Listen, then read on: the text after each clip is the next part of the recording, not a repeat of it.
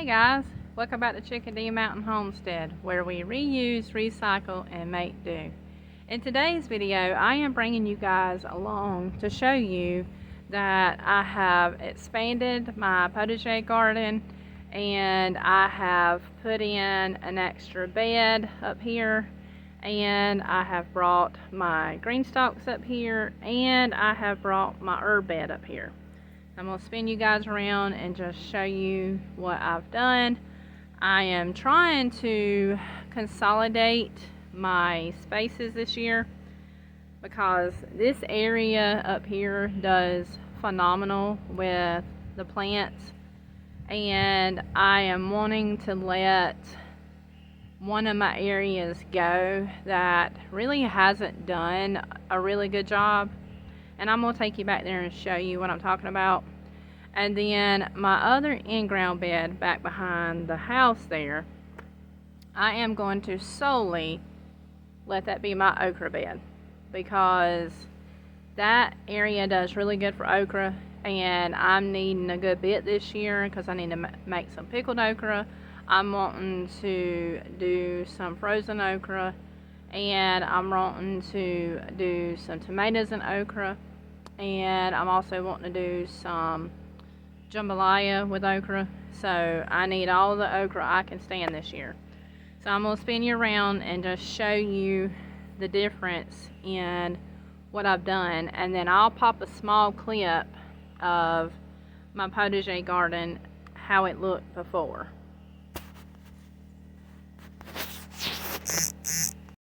Okay, so this is the outside of it, and right now I'm just using this green fencing I got off of Amazon. In the next few years I am planning on making a really nice fence around this potager garden, but I have extended it. So basically I have extended it from, see where that water barrel there is sitting? So basically that was the fence line where I had it before. And so now I have all of this extra space right here.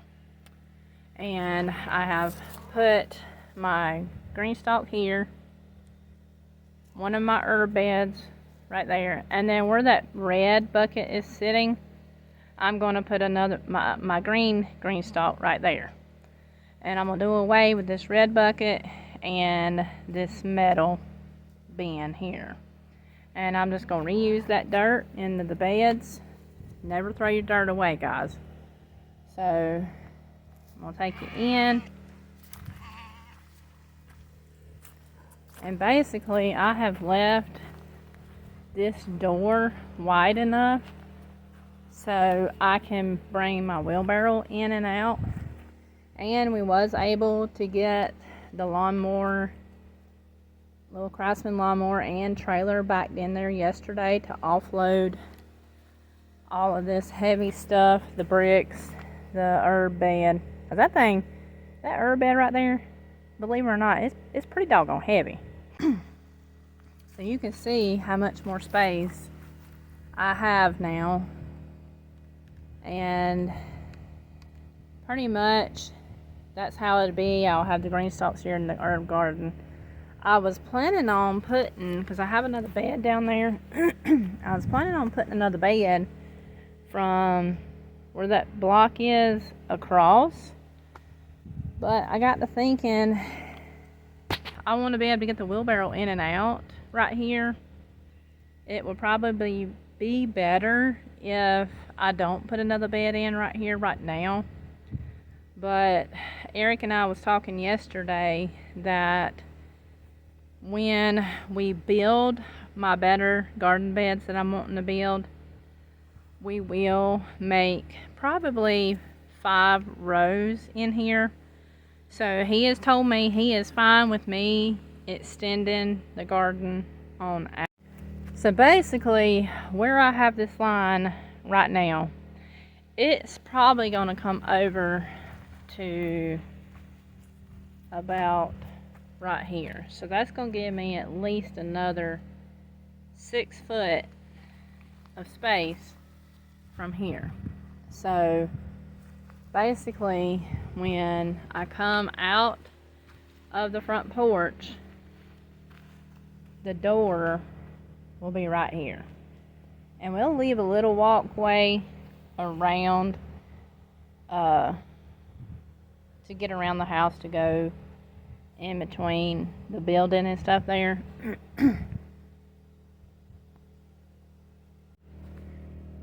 And I plan on putting either some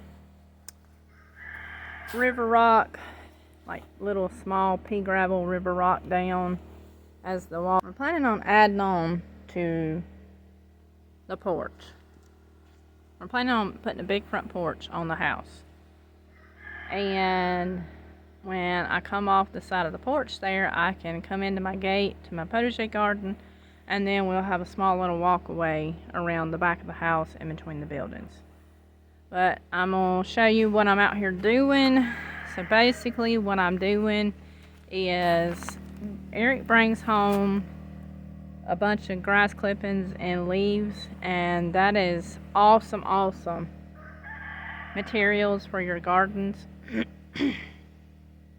I have a huge mound of it over there, so I am taking it and I am putting the leaves and the grass clippings in between. I had laid cardboard down in between my beds, and I am taking those leaves and grass clippings and putting them in the walkway to help suppress the weeds in between the beds, and just kind of tidying it up a little bit. I don't really like to do a whole lot in my garden early before spring, because the native bees like to bed down in, say, like my herb bed here. It still has all the growth from last year that I need to cut off of it, but I probably won't do that until another 2 weeks, because beneficial bugs and beneficial bees, they like to bed down in that stuff. You go cleaning it up and taking it out, you're disturbing them, you could kill them. So I'm not going to be cutting any of that for another 2 weeks. But just moving these leaves and grass clippings in here in between the walkways and putting the cardboard down, that if they're bedded down in the grass underneath the cardboard and the leaves, that could hurt them. But 9 times out of 10, if they're in the grass, they're in a spot where with the cardboard and the leaves being on top, they'll just be able to crawl out, as long as I don't smush them. Oh, heard my quail. But I'm gonna stand y'all up and show you what I'm doing, and hopefully get my seeds started in the next couple weeks. Been kind of slow on getting them started. Well, not slow, I'm actually on time this year. I'm wanting to get all my seeds out and go through what I have to see everything I do have, and then be able to get them started in the next week or 2 in my greenhouse. But Eric's been in there working on one of my friends at school, her ag project, and we have a video coming out about that soon. And he's got all these tools and all the stuff for the project in there. It's an easier place for him to work on that. It's got enough of light, and he's not having to work in a confined space. So he's using my greenhouse right now to work on that project. But I still have some kale out here growing. I have my garlic's doing really good. I have some carrots. I have some leeks. Believe it or not, my kohlrabi that I planted in the fall has survived all these cold temps, freezing temps, ice, snow. So I'm very impressed, and they're starting to bulb up. So I should have some kohlrabi early spring. So that's good. I can take you guys around there and show you that.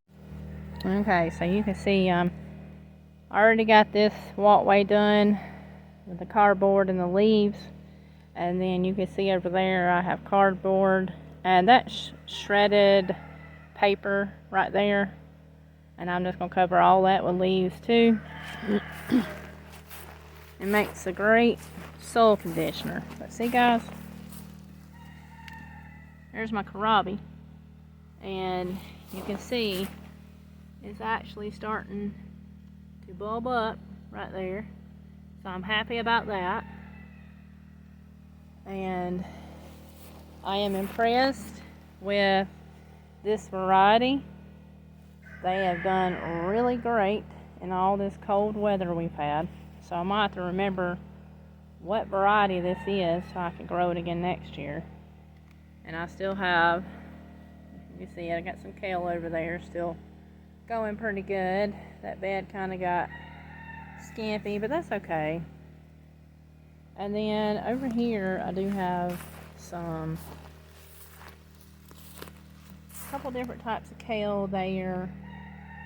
And I have some mixes of mustard and collard greens over there. They're real small. I didn't really fertilize any of this stuff. Like I told Eric, I just put these greens out here. If we didn't eat them through the winter, it would be great fertilizer because I can chop and drop them or hand till it in to the soil, and that'll feed the soil. But I have been taking a little bit of the kale out of here, and probably Oreo, get out of here, get.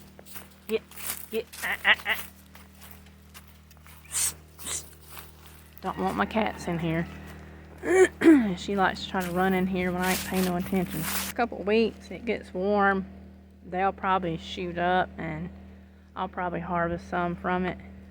Alright guys, I'm gonna set y'all up and just let you see how I've been having to get the leaves in here. That's one thing, when we do put the fence up, on the outside parameter of that fence, I want to make sure it's going to be wide enough to get the wheelbarrow all the way around.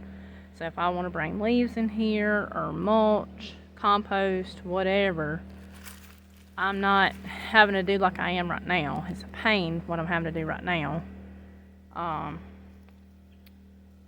Because I did, when I first put this Potage Garden in, you know, you don't always think about those things ahead of time, which I'm surprised I didn't. Normally I think about that stuff, but my thought was have enough of room where I could get the lawnmower in and around the beds, but even that didn't work because it wound up being too close, so I had to wind up just weed eating in between my beds. But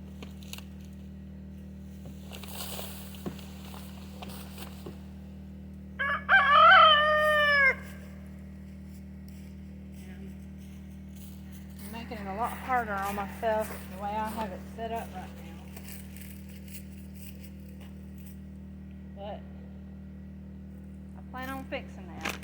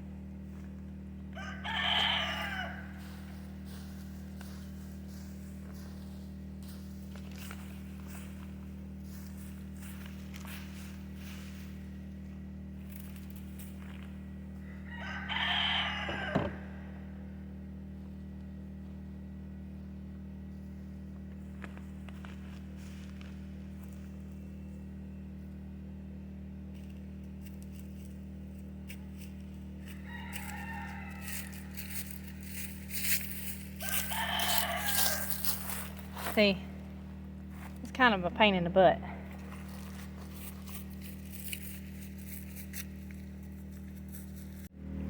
But I love having that resource of leaves and grass clippings for my gardens.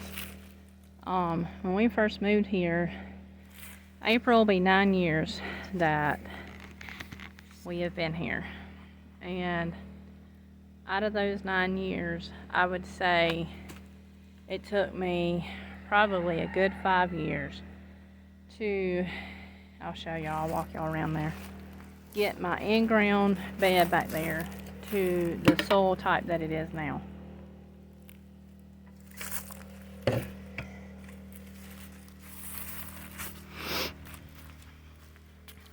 So basically what I did is I conditioned it with leaves and grass clippings, and each spring I would dump more leaves in there, and come the winter I would take the tiller, even though I don't like to use the tiller, I'd take the tiller and I would put grass clippings and more leaves in there, and I would just every year till that up in the winter. And over doing that over 5 years time, my 6th year in that bed back there was my best year, and every year since then has been pretty good. I'll take y'all back there and show you. So as you can see here, that's where that bed I just put up in my potager garden, that's where it was. And I still have this long bed that I could probably do something with, and I have this long bed, but it's kind of falling apart. It's been there for a while. I'm gonna salvage what material I can off of it and probably make a smaller bed to go up there in the potager garden. But my main concern this year is to get all this stuff out, all these beds out. Cute little flower bed over there I got. I'm gonna clean this out the next, probably when I'm off for spring break. I'm gonna get all this out, and I have got to fix this grapevine. So I had it strung up on some crepe myrtle limbs, and you know, if you don't know anything about a crepe myrtle tree or limb, they're thick, they are big, and they're great. So that's what is around my garden. Eric does landscaping, and he brought a truckload, I mean a trailer load of all these canes off of the crepe myrtles that he had to cut several years ago, and we used it to outline the outside of the garden, and that has stood its test. I mean, it has been there for a good 7 years. All those crepe myrtle limbs has been holding my garden fence up for 7 years, and it's just now starting to rot out. So, show you my grapevine. I have 2 in here. See that mess? I've got to get this thing trimmed before it starts budding out because it actually produced grapes last year. Fixed, put it back on some poles, and get it cleaned up. And I'm hoping I'm not too late on trimming it. I probably am. Well, no, I'm not. Okay, there's the green right there. Okay. So, I need to get that done. I don't know if I'll have any time this year to actually get it trimmed. So probably what I'll do is pick it up the best I can and get it out from around these poles and try to figure out something else to put it on for this year, so it will hopefully put out some grapes. But this whole area's got to go. I'm tired of it. It just didn't do what I wanted it to do, so it's got to go. So I wanted to show y'all our new additions to the farm. Our mama rabbit had some babies. Look at them. Aren't they so cute? They are about 4 weeks old. This is her first litter. She done a really good job. She's being a great mama. They have learned how to climb up and down to get in there to stay warm.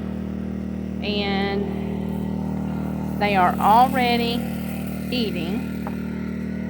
As you can see, they're eating and drinking water. So that's awesome that they're eating and drinking water. Look. They're so cute. They're so pretty.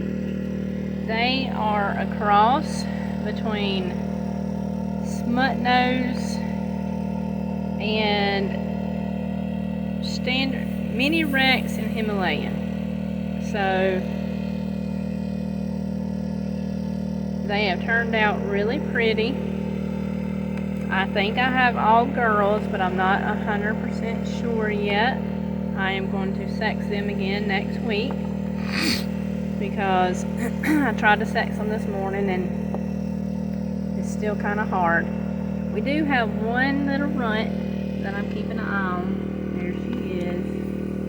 She is as cute as can be. Look at her.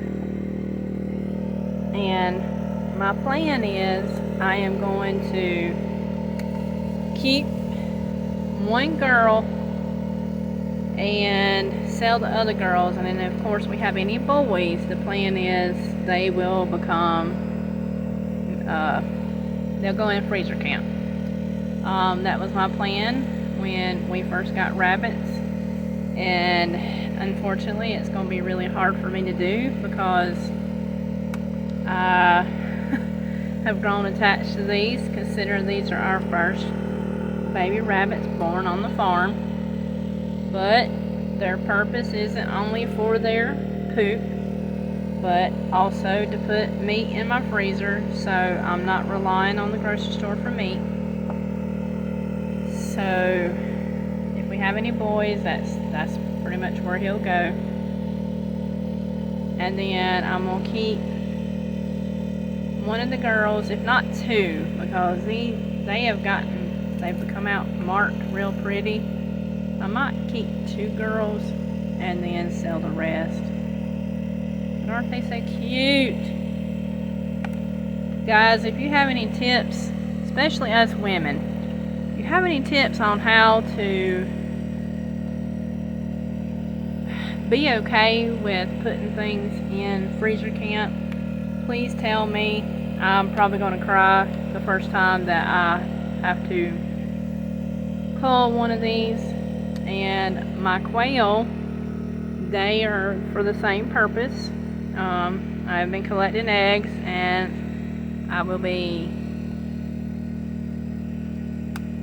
collecting eggs, and I am going to get an incubator ordered soon for the quail. I have one that the chickens and ducks can probably work in, but I did some research, and the one I have, it could do quail eggs, but I would need to buy a turner for it, and the turners are almost the same price for me just buying a small incubator specifically for quail.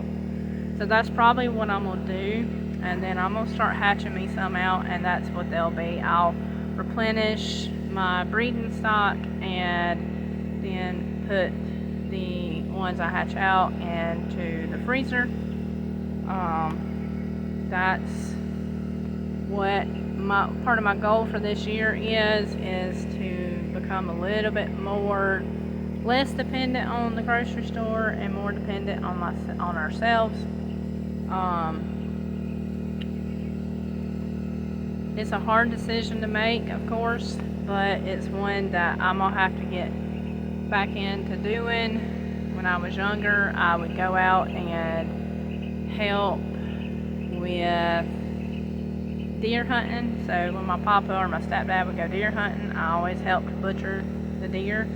but it was already dead by the time I would work on it, so it didn't bother me as much. It's hard for me to take a life because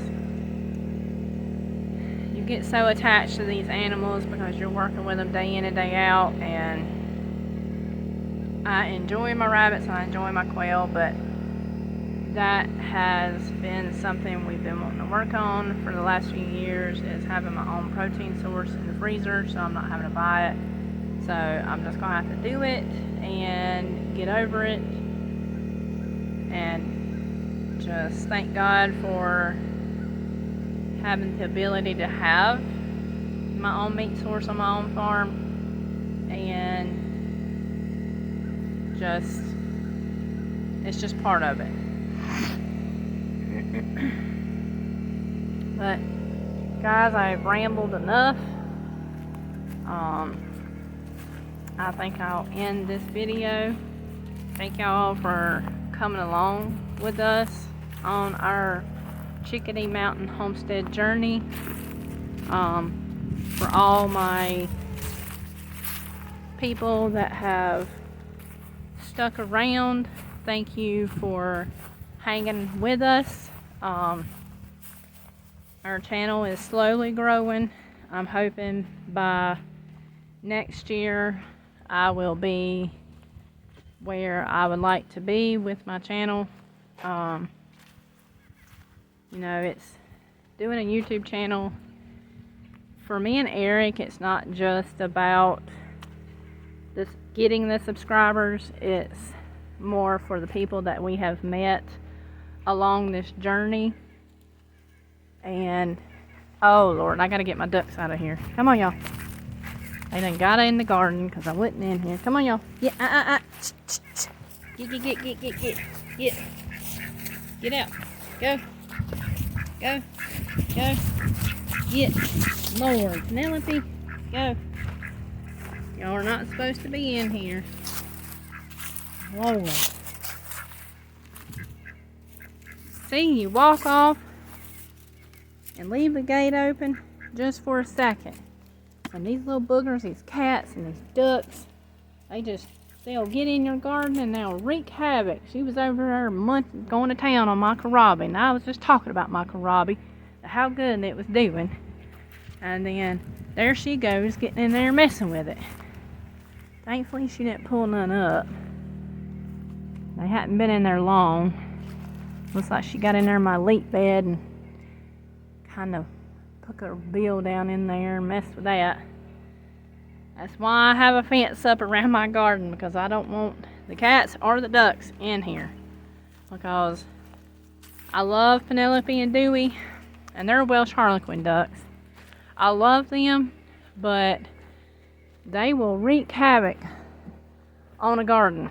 They will dig your plants up. They will eat your plants.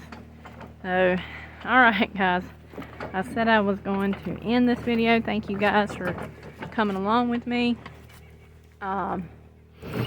It's been really fun learning how to do a YouTube channel, and just all the different people that we have gotten to either meet in person or meet online.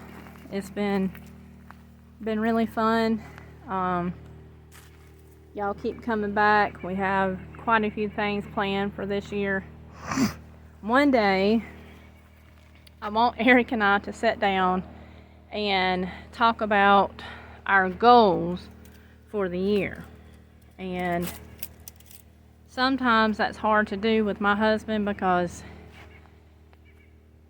he is so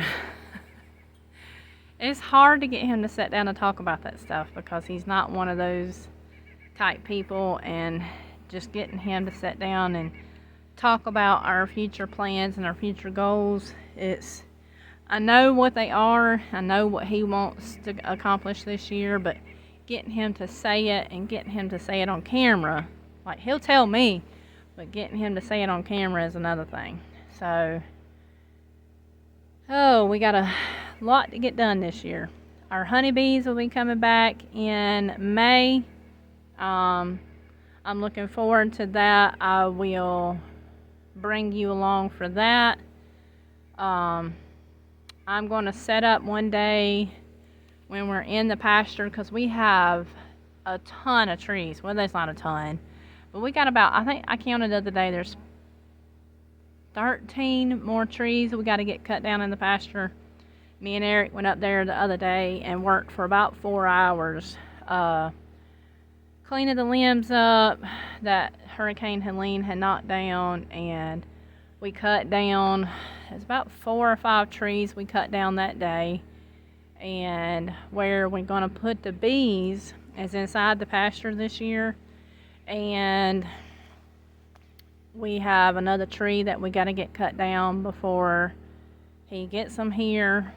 And we're going to fix it to where they are more permanent inside the fence there, and so the goats can't get to them, and where nothing else can get to them. But we got some more trees we got to get cut down before we do that. And I need to spread some more grass seed up there, but I can't do that until we get the trees down, because if we get in there working, dropping trees, then it's just going to mess the grass up. So we got a lot to do this year, a lot we're planning to get done this year. I hope you guys have started thinking about your seeds, what you're going to want to plant. And I'm going to do a video soon on the things I'm going to be planting this year. And I have a new technique I want to show you guys of how to store your seeds, especially if you live in a tiny house or a shed house or a camper. When you live in a tiny house, shed house, camper, you know you don't have much storage. And where I have my seeds right now, they're kinda in the way of our closet. It takes up a lot of room in the closet. It's hard to get in and out of the closet. So I have a new way I'm going to store my seeds, and I will be showing you that doing a video on that soon. And I'm also going to do the video on showing you what I will be starting. And so guys, stick around. We have quite a few things up our sleeve this year. Couple of events we're going to try to do this year. So y'all stick around, and I'll catch you guys on the next video. And as always, please like, share, and subscribe. That helps build our channel. And guys, just get your fingers in the dirt. Always, guys, thank you. And I will see you on the next one. Bye.